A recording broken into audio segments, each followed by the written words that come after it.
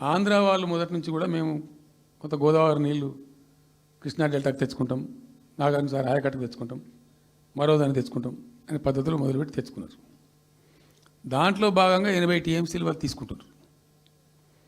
ఇది పోలవరం కట్టి ఆ కెనాల్ అప్పుడు వైఎస్ రాజశేఖర్ తవ్విండి కదా, పట్టిసీమ లిఫ్ట్ పెట్టిండ్రు, ఇనీషియల్ లిఫ్ట్ పెట్టిన తర్వాత ఇప్పుడు కెనాల్ అయింది. సో దాన్ని 80 టీఎంసీలు వాళ్ళు వాడుకుంటున్నారు, ఎక్కువనే వాడుకుంటున్నారు. సో వాళ్ళు డిపిఆర్లో సబ్మిట్ చేసినారు చాలా క్లియర్గా స్పష్టంగా ఏమని 80 టీఎంసీలు మేము తీసుకుంటున్నాం, 80 టీఎంసీలు పైన 5 రాష్ట్రాలకు బచావ్ టీంల ప్రకారం ఇస్తాం. అది 3 రాష్ట్రాలకు ఇస్తారు, తెలంగాణ రాష్ట్రానికి, కర్ణాటకకు, మహారాష్ట్రకు. తెలంగాణకు 45, వాళ్ళిద్దరు కలిపి 35, కర్ణాటకకు 21 టీఎంసీ, మహారాష్ట్రకు 14 టీఎంసీ. ఇప్పుడు వాళ్ళిద్దరు కూడా వాడుకుంటున్నారు. అది కర్ణాటక వాళ్ళు ఆల్రెడీ ఆర్ యూజింగ్ 21 టీఎంసీ ఏదైతే పోలవరం నీళ్ళు అక్కడ వాళ్ళు తీసుకున్నారు కాబట్టి దాని కంపెన్సేటర్ కింద వచ్చినటువంటిది దాన్ని they are using it. Right రాయాలి, మహారాష్ట్ర కూడా వాడుతున్నారు. లెక్కల్లో చూపించారు వాళ్ళు, వాళ్ళ ప్రాజెక్టుల డిపిఆర్లో వాళ్ళ లెక్కల్లో చూపెట్టినారు. ఇక వాడుకోవాల్సింది వాళ్ళు మనం.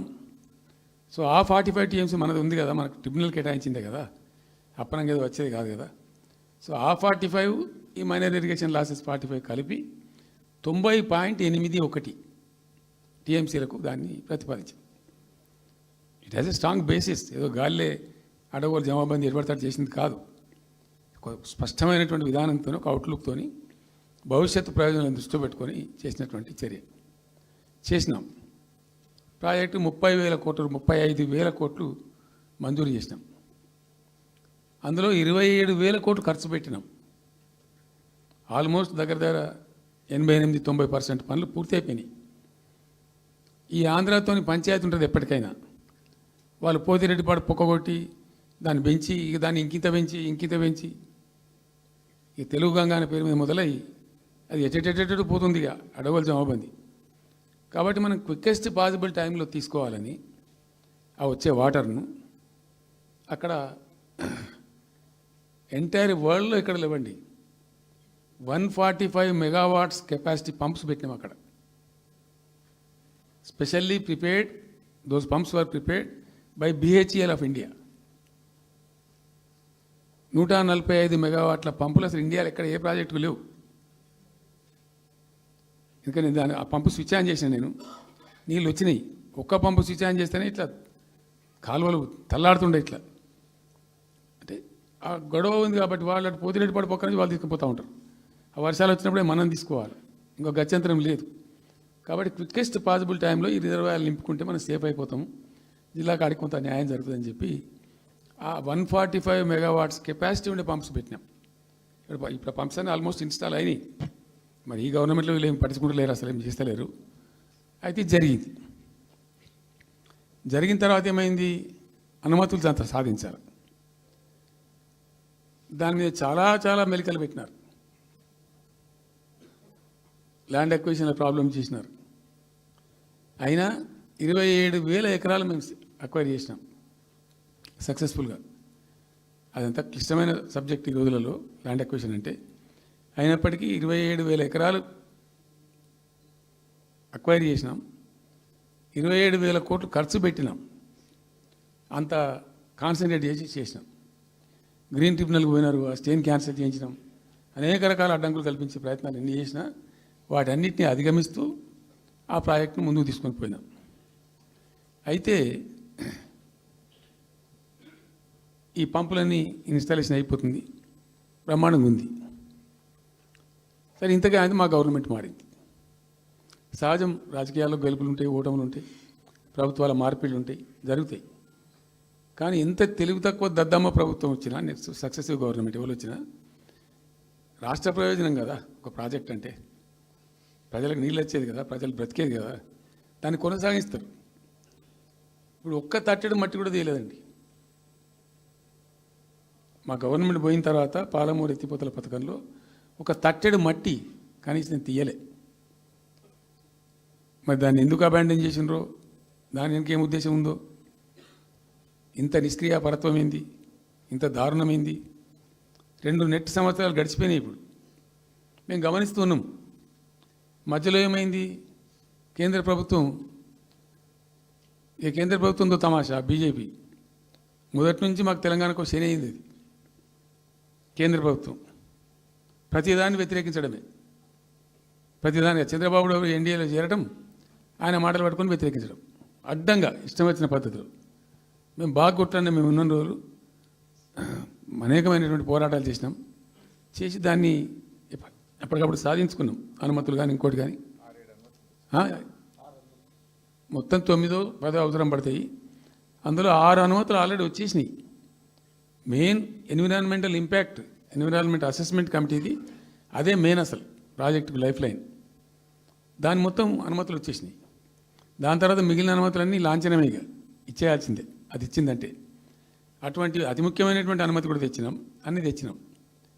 అన్నీ వచ్చిన తర్వాత కేంద్ర ప్రభుత్వం మన చంద్రబాబు నాయుడు ఎంపీలు అవసరం ఉంది కదా అక్కడ వాళ్ళకు. ఇప్పుడు ఇద్దరు ఎంపీలు అవసరం కదా, నితీష్ కుమార్, చంద్రబాబు నాయుడు. దానికోసం బీజేపీ ఎంతకైనా దిగజారుతుంది. ఆడ ప్రభుత్వం నిలబెట్టుకోవాలి కాబట్టి ఎంతకైనా దిగజారి ఆయన మాట పట్టుకొని డిపిఆర్ను వాపసు పంపించారండి.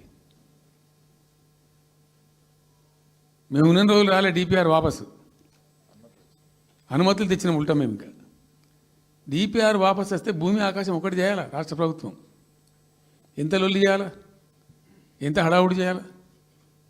ఆల్ పార్టీ డెలిగేషన్ తీసుకుపోవాలి. అవసరం వస్తే మేము వడ్లు కొనకపోతే పోయి ఢిల్లీలో ధర్నా చేసామండి. మేము అప్పుడు మా గవర్నమెంట్ ఉన్నప్పుడు రైతులు పండించిన పంట కొనకపోతే యావత్తు ఎమ్మెల్యేలు, క్యాబినెట్ అందరం పోయి ఢిల్లీలో ధర్నా చేసి కేంద్ర ప్రభుత్వం మెడలు వంచినాం. మేము 80 లక్షల టన్నులు మనకి తీసుకుంటామనేటువంటి ఒప్పందం మీద సంతకం చేయించుకొని వచ్చినాం. వడ్లు కొనిపించినాం ఎఫ్సిఐతోని. మామూలు వడ్లు కొనకపోతేనే మేము అంత అడావుడు చేసిపోయినాము. కానీ ఒక ఇంత పెద్ద ప్రధానమైన 3 జిల్లాలకు సంబంధించిన ప్రాజెక్టు డిపిఆర్ వాపసు పంపిస్తే వీళ్ళు కుయ్యలేదు, కుట్టుకోలేదు, వాళ్ళకి చెప్పని కూడా చెప్పలేదు. తెలియదు ఎవరికి బయట. జస్ట్ దేవర్ మమ్. ఇంకా బాధాకరమైన అంశం ఏంటంటే అసలు 170 టీఎంసీలకు దాదాపు మేము ఏమి చేస్తే బ్రిజెస్ ట్రిబ్యునల్ నడుస్తుంది కదా. దీనిలో ఎట్లుంటుందంటే ఇంకో విషయం అండి, దీన్ని స్పష్టంగా చెప్తున్నాను, మళ్ళీ కన్ఫ్యూజన్ వద్దు. దేశంలో ఒక కొత్త రాష్ట్రం ఏర్పడితే దానికి కొన్ని సంక్రమణలు ఉంటాయి. నీళ్ళెన్ని రావాలి, పలాంది ఇంత రావాలి, పలాంది ఇంత రావాలి అని కొన్ని సంక్రమిస్తాయి ఆటోమేటిక్గా. అది ఎస్ఆర్సీ యాక్ట్. భారతదేశంలో ఇనీషియల్గా ఉన్నాయి 14 స్టేట్సే. ఇప్పుడు జమ్మూ కాశ్మీర్ అదేదో వాళ్ళు చేసినారు, కానీ అదర్వైజ్ 15 రాష్ట్రాలు తర్వాత ఏర్పడ్డాయి. వాళ్ళు దాన్ని ఇప్పుడు యూనియన్ టెరిటరీ చేసింది కదా లద్దాఖ్ను. 15 అంటే ఒరిజినల్గా ఉన్నదానికంటే ఇంకో రాష్ట్రం ఎక్కువ కలిపి కొత్త రాష్ట్రాలు వచ్చినాయి. సో వాటికి పద్ధతి ఉంది. ఏ రాష్ట్రం ఏర్పడ్డప్పుడు దానికి ఏదేమి ఇవ్వాలి, హైకోర్టు ఎట్లా, పలాంది ఎట్లా అన్నీ దానికి ఒక చట్టం ఉంది. అవన్నిటిని బుల్డోజ్ చేస్తూ ఇక్కడ ఇయ్యలే. నీళ్ళు ఎన్ని రావాలా? ఫస్ట్ ఛాయిస్ వాళ్ళకి ఇస్తారంటే ఆ రాష్ట్రాలకు ఇస్తారు. ఏ రాష్ట్రాలు అయితే విడిపోయినాయో మీరు మ్యూచువల్ అండర్స్టాండింగ్లో చేసుకోండి అని ఇస్తారు. ఇక్కడ పొసిగే కార్యక్రమం కాదు. కాబట్టి మేము ఏం చేసినామంటే 1 ఇయర్ తర్వాత, 1 ఇయర్ లోపు ఒకవేళ పరిష్కారం అయితే 2 రాష్ట్రాలు చేసుకోవాలా, లేదా సెంట్రల్ గవర్నమెంటే ఆర్బిట్రేషన్ ద్వారా చెయ్యాలా కూర్చొని. చేయనప్పుడు ఏం చేయాలంటే సుప్రీంకోర్టు కోవాలి. మేము 1 ఇయర్ తర్వాత కేంద్ర ప్రభుత్వానికి అప్పీల్ చేసినాం. సెక్షన్ 3 వేయండి, మాకు కృష్ణా జలాల పునఃపంపిణీ చేయండి. చేస్తే దాని వాళ్ళు ఖాతరు చేయాలి. మేము సుప్రీంకోర్టుకు పోయినాం. సుప్రీంకోర్టు కోపానికి వచ్చింది కేంద్ర ప్రభుత్వం మీద కూడా. ఒక రాష్ట్రం అంటూ ఏర్పడ్డప్పుడు యాక్ట్ ప్రకారం, పార్లమెంట్ యాక్ట్ ప్రకారం వాళ్ళకి రావాల్సిన అన్నీ రావాలి కదా. మరి ఇది కూడా వాళ్ళకి ఏదో తేల్చండి, మీరు తెలుస్తారా లేదంటే అప్పుడు ఆ మంత్రి, ఆయన పేరు షెకావత్ ఉండే కదా, గజేంద్ర సింగ్ షెకావత్. నేను ఢిల్లీ పోయినప్పుడు నన్ను రిక్వెస్ట్ చేసిన ఆయన, భాయ్ సాబ్ మాకు కూడా ఇబ్బంది అవుతుంది, మీరు అది విత్డ్రా చేసుకోండి సుప్రీంకోర్టులో కేసు, మేము సెక్షన్ 3 చేస్తామండి. అప్పటికే 2-3 ఏళ్ళు గడిచిపోయింది, డిలే అవుతా ఉన్నది. నేను పోయినప్పుడు అడుగుతున్నా, పర్సూ చేస్తున్నా, మాట్లాడుతున్నాం, ప్రైమ్ మినిస్టర్ లెటర్స్ ఇచ్చినాం, అన్నీ చేస్తున్నాం. ఫైనల్గా సుప్రీంకోర్టు చివాట్లు పెట్టిన తర్వాత వాళ్ళు ఉండి మీకు విత్డ్రా చేసుకుంటే దయచేసి మేము సుప్రీంకోర్టు ఆర్డర్ ఇస్తుందని తెలిసిపోయింది వాళ్ళకు కూడా. ఆటోమేటిక్ ఇస్తుంది కదా కోర్టు ఆర్డర్, న్యాయప్రదంగా రావాల్సింది ఇస్తుంది. కాబట్టి ఎట్లా తప్పేటట్లేదు ఇక కోర్టు ఆర్డర్ ఎందుకని చెప్పి మీరు విత్డ్రా చేసుకోండి భాయ్ సాబ్, మేము ఇచ్చేస్తాం. మంచిగా విత్డ్రా చేసి మళ్ళీ లెటర్ పెట్టినాం. మీరు చెప్పిన ప్రకారం విత్డ్రా చేసుకున్నామండి అంటే లెటర్ పెట్టండి అంటే పెట్టినాం. అది ప్రాసెస్లో ఉంది. సెక్షన్ 3 వేయడానికి. చివరికి వేసారు. ఇప్పుడు సెక్షన్ 3 వేసారు. దాని మీద బ్రిజేష్ ట్రిబ్యునల్ అపాయింట్మెంట్ కూడా అయిపోయింది. ఇప్పుడు వాదనలు జరుగుతున్నాయి. మాకేం రావాలి, మీకేం రావాలి, తెలంగాణ రాష్ట్రం, ఆంధ్ర రాష్ట్రం మాట్లాడుతూ ఉన్నారు. సో ద క్వశ్చన్ ఏంది, అక్కడ ఉంది, ఇప్పుడు తేలుతుంది. మా ఉద్దేశం ఏంది, 90 టీఎంసీలు అయితే మాకున్నాయి నికరం, మాకు ఎవరు ఇచ్చేదేం లేదు, ఎవరు అడుక్కునేదేం లేదు. అడిషనల్ ఇంకో 60-70 టీఎంసీ, ఇంకో 70-80 టీఎంసీ కావాలంటే ఎట్లా అంటే, ఈ ట్రిబ్యునల్లో వచ్చేటువంటి అధిక వాటా ఏదైతే మనకు ఉంటుందో, ఇందులో ఒక గుడ్ సైన్ అని ఈయన బ్రిజేష్ ట్రిబ్యునల్ ఏం చేసిండు, వచ్చిన తర్వాత ఆయన ఒకటి చేసిండు. అంతకుముందు చట్టం ఏముంటుండే, 75% డిపెండబిలిటీ మీదనే నదుల నీళ్ళు కేటాయింపు జరగాలి, 75% డిపెండబిలిటీ మీద. మనకు కృష్ణా జలాలు ఇచ్చినప్పుడు అట్లే ఇచ్చిండ్రు. ఈయన బ్రిజేష్ ట్రిబ్యునల్ వచ్చిన తర్వాత ఈయన ఏం చేసిండంటే, 75% బోల్డ్ అండి, మంచి సర్ప్లస్ ఇయర్స్లో చాలా వర్షాలు పడుతున్నాయి, కావాల్సిన నీళ్ళు వస్తున్నాయి, అవి వేస్ట్ అవుతున్నాయి అనవసరంగా, అట్లెందుకు కేటాయింపులు చేసుకుందాం, 65% డిపెండబిలిటీ పెట్టుకుందాం అని చెప్పి పెట్టిండు. దాని ద్వారా ఏమైంది, మన కృష్ణా నదిలో ఒరిజినల్గా వచ్చిన అలాట్మెంట్ 811 టీఎంసీ, 811 టీఎంసీలే బచావ్ ట్రిబ్యునల్ ప్రకారం. కానీ తదనంతరం ఈయన బ్రిజేష్ వచ్చిన తర్వాత అది ఆల్మోస్ట్ 1005కి పోయింది. ఇంకో 195 టీఎంసీ పెరిగింది, ఆ 10% యాడ్ చేసే వరకు పెరిగితే అలా మనకు కూడా ఆటోమేటిక్ వాటా వస్తుంది. ఇప్పుడు తేలుతుంది అది. సో మేము ఆశపడ్డది ఏంటంటే, ఒరిజినల్గా పెట్టుకున్నటువంటి ఈ 90 టీఎంసీ అది బచావ్ ట్రిబ్యునల్ ఇచ్చిందే 45 టీఎంసీ. 45 టీఎంసీ మనం హైయర్ ఇరిగేషన్ లెక్కలు బాజాప్తా తీసి ఇచ్చినాం కాబట్టి అది యాక్సెప్ట్ చేసిన వాళ్ళు. ఈ 90 టీఎంసీ ప్లస్ ఇప్పుడు అడిషనల్గా వచ్చేది కలిస్తే మనకు దాదాపు 170-160 దాకా తీసుకొని పోవచ్చు. కంఫర్టబుల్గా ఉంటాం మనం, ఇక్కడ డ్రింకింగ్ వాటర్ కానీ ఇంకోటి కానీ బాధ లేకుండా ఉంటాం, ఆ జిల్లా సుభిక్షం అవుతుంది అని ఆల్రెడీ పాలమూరు జిల్లాలో తెచ్చుకున్నటువంటి 6.5 లక్షల ఎకరాల ఆయకట్టు ప్లస్ దీనిలో ఒక 7 లక్షలు వస్తుంది పాలమూరు, అంటే 13.5 lakhs పోతుంది. పాలమూరు జిల్లా కాడికి వస్తే నియోజకవర్గానికి 1,00,000 ఎకరాలు వారాలి. అంత కృషించి అంత కునారిల్లి 60 ఏండ్లు ఏడిసి గోసపడ్డ పాలమూరుకు ఒక పెద్ద రిలీఫ్ వస్తుంది. దీంతో మొత్తం జిల్లా టాప్ టు బాటం అంతా కూడా అద్భుతమైనది ఉంటుంది. గ్రావిటీ వారేకాడికి గ్రావిటీ వారుతుంది, లిఫ్ట్ వారుతుంది, చాలా అద్భుతంగా ఉంటుంది అని చెప్పేసి. తర్వాత వర్ష నీళ్ళు కూడా చాలా వరకు ఈ చెక్ డ్యామ్లలో దానిలో అడ్డుకుంటాం కాబట్టి గ్రౌండ్ వాటర్ కూడా బాగా పెరుగుతుంది. ఎట్లా ఫ్రీ పవర్ ఇస్తున్నాం కాబట్టి దాని ద్వారా కూడా లాభాలు జరుగుతాయని చెప్పి అసెస్మెంట్ చేసి ఇచ్చినాం. నిజంగా కూడా పాలమూరు ఒక టైంలో తెలంగాణ వచ్చిన తర్వాత 4-5 ఏళ్ళకి నేను పోతే, ఎందుకో పోయినాం, బస్సు యాత్ర చేస్తే చాలా అద్భుతంగా ఎక్కడికక్కడ వరికోత మిషన్లు, కల్లాలు, అంతకుముందు పాడుబడ్డ ఇల్లు కనిపించే పాలమూరులో నా కళ్ళతో నేనే చూసిన. ఇంకా ఇది అంతా కంప్లీట్ అయిపోతే ఈ అనుకున్న 15 లక్షల ఎకరాలకు నీళ్ళు వస్తే చాలా దివ్యంగా ఉంటుందని చాలా సంతోషపడుకుంటూ పోయినాం. సరే, ఇప్పుడు కేంద్ర ప్రభుత్వం కొత్తగా తాకీదు, అది ఎవరు చెప్పినారో తెలియదు, వాళ్ళు చెప్తున్నారు. ఇప్పుడు గవర్నమెంట్ ఉన్న వాళ్ళు చెప్పడం చెప్తున్నారు. ఏంది, మీరు 90 టీఎంసీలు పెట్టుకున్నారు, పాత గవర్నమెంట్ పంపించింది, ఒకటి డిపిఆర్ తిప్పి పంపించిండ్రు, దాని మీద సడి లేదు, సప్పుడు లేదు, లులి లేదు, లూకాండం లేదు, తల ఊగుతున్నారు. ఎందుకు తల ఊగుతున్నారు? రాష్ట్ర ప్రయోజనాలు కాపాడడానికి లేకపోతే, రాష్ట్రానికి వచ్చిన నీళ్ళని కూడా కాపాడే స్థితి లేకపోతే ఇదేం దద్దమ్మ ప్రభుత్వం? ఇంత చేత కానీ ప్రభుత్వం ఉంటే ఎట్లా? నోరు లేని ప్రభుత్వం ఉంటే ఎట్లా? పెద్ద నోరు పెట్టుకొని పెద్ద గడబడి చేయాలి కదా. ఒక 10 టీఎంసీలు పోతేనే ఒక్కొక్క రాష్ట్రం ఎక్కడ దగ్గర పోయి కొట్లాడతారు. ఇవాళ మొత్తం డిపిఆర్ఏ పంపించి ప్రాజెక్ట్ని ఆగం చేసే పరిస్థితి వస్తే సప్పుడు లేదు ఒకటి.